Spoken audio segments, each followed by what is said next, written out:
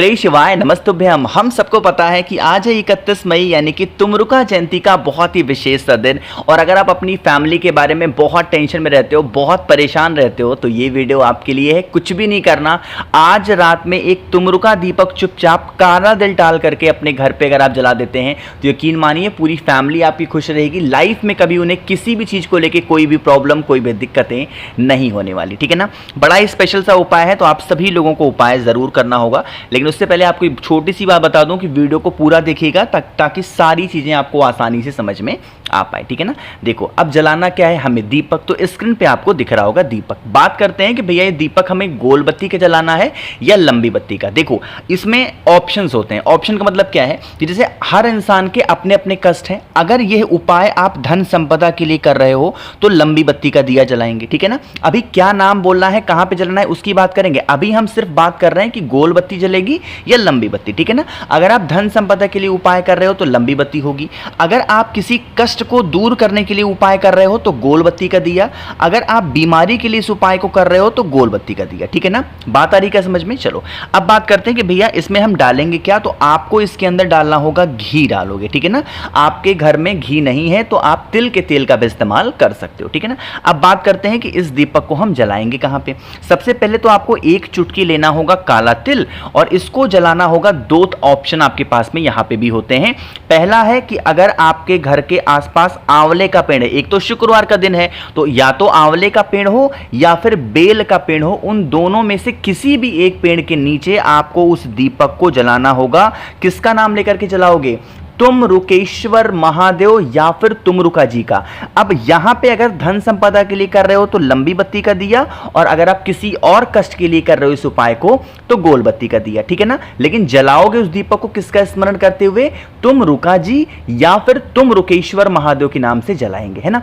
अब आपको मैंने दिखाई थी एक चुटकी यहां पे काला तिल, अरे बताया था ना, उसी एक चुटकी काले तिल को इसी जलते हुए दीपक में आपको डाल देना है। साथ ही साथ यह विनती करते हुए डालनी है कि हमारे घर के इस इंसान को कष्ट इस टाइप की है, ऐसी कष्ट है, हे तुमरुकेश्वर महादेव आप हमारे घर से इन सभी कष्टों को दूर करें और हमारे घर में खुशियों का भंडार भर दें। अपने अकॉर्डिंग प्रार्थना कर लेना और फिर आप वहां से हट सकते हैं। यकीन मानिए तुमरुकेश्वर महादेव का उपाय अगर आपने बड़े ही नियम के साथ, विश्वास के साथ कर लिया तो आपकी जो भी प्रॉब्लम्स होंगी, जो भी समस्याएं होंगी, वो सारी समस्याएं खत्म होंगी, ठीक है ना। तो पहले उपाय की तो हमने बात की है। आगे बढ़ते हैं इस वीडियो के हम लोग अपने दूसरे उपाय की तरफ। जैसे ही आपने कमल गट्टा देखा आपको ध्यान आ गया होगा कि भैया इस उपाय को किसके लिए बताएंगे, धन संपदा के लिए। पैसों को लेकर बहुत टेंशन में हो, चिंतित रहते हो, कर्ज ही खत्म नहीं हो पा रहा, तो आप इस उपाय को करेंगे। उसके लिए आपको एक कमल गट्टा लेना है, इससे ज्यादा आपको लेने की जरूरत नहीं है, ठीक है ना। सिर्फ एक कमल गट्टा लेंगे। साथ ही साथ आपको एक सफेद पुष्प भी लेना है। जरूरी नहीं है कि सफेद पुष्प जो स्क्रीन पर दिख रहा है वही लेना है, नहीं, कोई सा भी एक सफेद फूल ले सकते हो। अब महादेव की एक सबसे प्रिय चीज आपको लेनी है, वो है एक बेलपत्र, ठीक है ना। बेलपत्र कहीं से कटा फिटा ना हो। उसके बाद में तांबे का लोटा लेना, उस तांबे के लोटे में जल भरोगे और उसी जल के अंदर आपको एक कमल गट्टा डाल देना है, ठीक है ना। कमल गट्टे के अलावा इस कलश के अंदर आपको कुछ भी नहीं डालना, ठीक है ना। डाल दिया। डालने के बाद में आप उन सभी चीज़ों को लेके पहुंचेंगे महादेव के शिवलिंग के पास में। सुबह करना चाहो सुबह करो, शाम को करना चाहे तो शाम को करें। अब यहीं पे मेरी बात बहुत ध्यान से सुनिएगा, बड़े ही नियम के साथ में अलग मंत्र बोल करके जल को समर्पित करना। सबसे पहला काम करेंगे, जो आपको मैंने दिखाया है एक बेलपत्र, उसे बेलपत्र को महादेव के शिवलिंग के ठीक ऊपर पहले आपको समर्पित करना, ठीक है ना। बेलपत्र समर्पित कर दिया। अब बेलपत्र समर्पित करने के बाद में उसी तांबे के लोटे से जल जब चढ़ाओगे महादेव के शिवलिंग के ऊपर धन संपदा के लिए, तो आपको यहां पे एक मंत्र बोलना होगा। उस मंत्र को मैं लिख दे रहा हूं और वो मंत्र है ओम श्रीम नमः। कौन सा मंत्र बोलोगे, ओम श्रीम नमः। इस मंत्र का उच्चारण करते हुए आपको एक लोटा शुद्ध जल तांबे के लोटे से उसी बेलपत्र के ऊपर समर्पित करना है। जब जल आप समर्पित कर लें तो मां लक्ष्मी रिद्धि सिद्धि का नाम लेकर के, जो मैंने आपको एक सफेद फूल दिखाया है, इसी बेलपत्र के ऊपर रख करके चुपचाप अपने घर की तरफ चले आना। आपके घर में कभी भी जीवन में धन संपदा को लेकर कोई कमी नहीं हो सकती। हमेशा मां लक्ष्मी का वास आपके घर में बना हुआ होगा, ठीक है ना। दूसरा उपाय था, आपके घर में धन संपदा को लेकर मां लक्ष्मी की कमी है, बहुत पैसों के लिए परेशान हो तो उपाय करेंगे, ठीक है ना। दो हो गए हैं। आगे बढ़ते हैं इस वीडियो के हम लोग अपने तीसरे उपाय की तरफ, जो कि आपको करना है रुद्राक्ष से। क्या इसके फायदे हैं, कैसे करना है, सब कुछ बताऊंगा, लेकिन उससे पहले कर दीजिए वीडियो को लाइक, और मेरे जितने भी भाई बहन आवाज़ पहली बार सुन रहे हैं तो जल्दी से चैनल को सब्सक्राइब करिएगा, ठीक है ना। चलो भाई समझने की कोशिश करते हैं इस उपाय को। देखो आज के टाइम पे क्या हो रहा है कि हर एक घर में, हर एक फैमिली में कोई भी ऐसा इंसान होता है जो कि स्ट्रेस में होता है, मतलब तनाव में होता है, डिप्रेशन में होता है। अब वो डिप्रेशन चाहे वो पैसों को लेके हो रहा हो या घर की कोई प्रॉब्लम है, मतलब चिंता उसको हमेशा खाए रहती है और उसे चिंतित देख करके पूरा परिवार परेशान रहता है। तो ये वीडियो आपके लिए, ठीक है ना। क्या करना है, आपको लेना होगा एक रुद्राक्ष, ठीक। कोई कैसी भी प्रॉब्लम है ना, कैसा भी टेंशन, सोचते बहुत ज्यादा हो तो भी तो आपको एक रुद्राक्ष लेना होगा, ठीक है ना।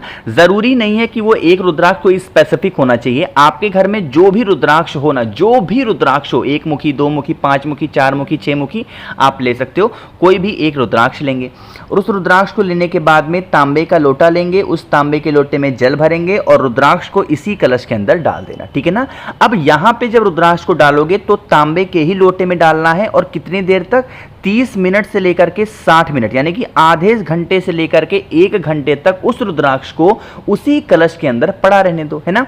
पड़ा रहने के बाद में आप इस कलश को उठाना और आपके ही घर में, मंदिर भी मत जाना, आपके ही घर में जो महादेव का शिवलिंग हो, वहीं महादेव के शिवलिंग के ठीक ऊपर एक आपको नाम बोलना है महादेव का, और वो नाम है सोमेश्वर महादेव। कौन से महादेव, सोमेश्वर महादेव के नाम से अगर ये उपाय आपने राधा शुक्रवार के दिन कर लिया तो उस इंसान की जो भी हैबिट होगी या फिर जिस भी वजह से वो इंसान परेशान रहता है, टेंशन रहता है, सोचता बहुत ज्यादा है, उसकी सोचने की हैबिट खत्म हो जाएगी। और जल आप जब चढ़ाओगे, सोमेश्वर महादेव का नाम लेंगे, जल बहता हुआ जलाधारी से नीचे गिरेगा, इस जल को रोक लेंगे और जो इंसान टेंशन में रहता है, सोचता बहुत ज्यादा है, मतलब इतना सोच देता है कि उसकी ब्लड प्रेशर बढ़ जाती है, वो परेशान रहता है, उस इंसान को इस जल को पिला देना। यकीन मानिए उसकी सोचने की जो हैबिट होगी, खराब आदतें होंगी, वो धीरे धीरे करके सुधर जरूर जाएंगी, ठीक है ना।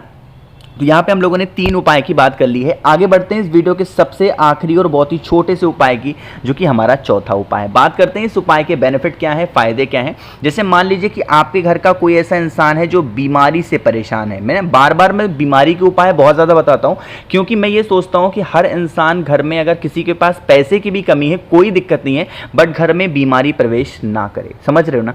क्या करना है, आपको इस तरीके से लेना होगा पीला चंदन। फिर से समझने की कोशिश करना, जरूरी नहीं है कि जो पीला चंदन मैं आपको दिखा रहा हूं वही पीला चंदन आप लो, नहीं, कोई सा भी पीला चंदन घर में है उसका इस्तेमाल कर सकते हैं। साथ ही साथ आपको 2 लौंग के जोड़े लेने हैं। मैंने क्या बोला, फिर से सुनना, 2 लौंग के जोड़े। 2 लौंग का जोड़ा मतलब हो गया 4 लौंग आपको लेना होगा, ठीक है ना। उन चारों लौंगों के जो फूल हो वो कटे फिटे ना हो, टूटे ना हो।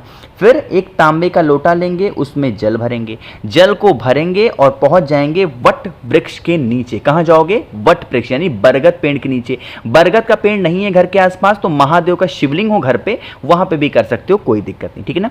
सबसे पहले पहुंच करके एक चुटकी आपको पीला चंदन वट वृक्ष के नीचे या फिर शिवलिंग के ऊपर आपको पहले समर्पित करना। जिस जगह पे आपने पीले चंदन को समर्पित किया है उसी स्थान पर 4 लौंग जो मैंने आपको दिखाए उसका भोग लगाएंगे। भोग लगाने के बाद में 1 लोटा शुद्ध जल उसी लौंग के ऊपर वटकेश्वर महादेव, कौन से महादेव, वटकेश्वर महादेव के नाम से समर्पित करेंगे। उस इंसान का नाम और गोत्र बोलेंगे। जो इंसान आपके घर में बरसों से बीमार पड़ा है उसकी बीमारी ठीक नहीं हो पा रही है, ठीक है ना। इतना करने के बाद में फिर चुपचाप वहां से हटेंगे और अपने घर की तरफ आप चले जाना। यकीन मानिए अगर इस उपाय को आपने बड़े ही सच्ची श्रद्धा और विश्वास के साथ किया तो आपके घर में कोई इंसान बीमार नहीं पड़ सकता, है ना। मैंने कोशिश की आप सभी को बहुत ही प्यार से अच्छा समझाने की। तो वीडियो पसंद आती हो तो लाइक करिएगा। कुछ पूछना है, नहीं समझ में आया, नीचे कमेंट सेक्शन में पूछें। और अगर मेरे जितने भाई बहन आवाज मेरी पहली बार सुन रहे हैं चैनल को सब्सक्राइब करेंगे। और हाँ, एक छोटी सी बात और कि अगर आप लोग में से किसी को भी मुझसे फोन पे बातें करनी है या मैसेज पे बातें करनी है तो आप हमें इंस्टाग्राम या फेसबुक पे फॉलो कर सकते हैं। उसके लिए आपको सर्च करना होगा द नेचुरल प्लैनेट 108। श्री शिवाय नमस्तुभ्यम।